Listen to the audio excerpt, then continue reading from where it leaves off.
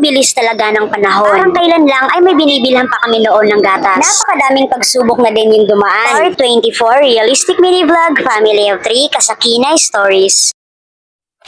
Monday na nga ngayon, so may mga pasok kaming tatlo. Alas 5 pa nga lang to ng umaga at nagising na nga ako agad. Ano ba naman kasi napakalakas ng ulan talaga. May sinampay pa naman ako. Hindi na nga maayos yung pagkakalaba ko tapos mauulanan pa. Ano lang yung magiging amoy. Buti na lang talaga at hindi ko tinapon yung dalawang kawayan dito na ginagawa kong panungkit dati. May mga ganitong instinct talaga tayong mga nanay, no? Ano yun? May mga bagay talaga sa bahay feeling natin ay hindi na talaga magagamit. Oo, yung utak talaga natin laging nagsasabi na, ay, itabi ko muna to kasi baka someday magamit ko. At buti na lang talaga minsan nagkakasundo kami ng utak ko. Kaya yun, di ko tinapon yung dalawang kawayan. Inangat ko nga lang din yung kortina para makapasok yung hangin kahit wala namang hangin. Yung anak nga namin, pagkakagising talaga niyan sa umaga, inaasikaso agad yung sarili niya. Turo ko kasi sa kanya yan, na dapat pagkakagising sa umaga ng isang babae, nagsisipilyo, nagsusukla, syempre hinuhugasan din yung mga private part. Tinuturo ko nga sa kanya yan kasi hindi ko yung nagawa dati. Syempre, joke lang. Yung mga basic personal hygiene nga lang yung tinuturo ko muna sa anak namin. Para mas mahalin niya din yung sarili niya. Hindi kagaya ko na people pleaser. Kaya eto, nagsisisi sa mga pinaggagawa niya. Kagaya na lang na pag-overshare ko lagi tungkol sa buhay ko. Pero sabi pa nga nila, lahat ng nangyayari ay may dahilan. Lahat din ng pinagdadaanan natin ay nagbibigay ng lesson para sa atin. Kaya thank you pa din. Alam niyo, focus ko talaga ngayon yung magkaroon ng private life. Hindi ko pa naman totally nagagawa. Pero at least araw-araw may improvement. By the way, parehas nga pala kami ng anak namin na inuulam yung kapipuro o kaya Milo. Kasi wala lang. Fast forward, nakabihis na nga kaming dalawa. Yung partner ko naman, dahil nga nakaligo na siya kagabi, so ngayon ay naghilamos lang siya at nagbihis na agad.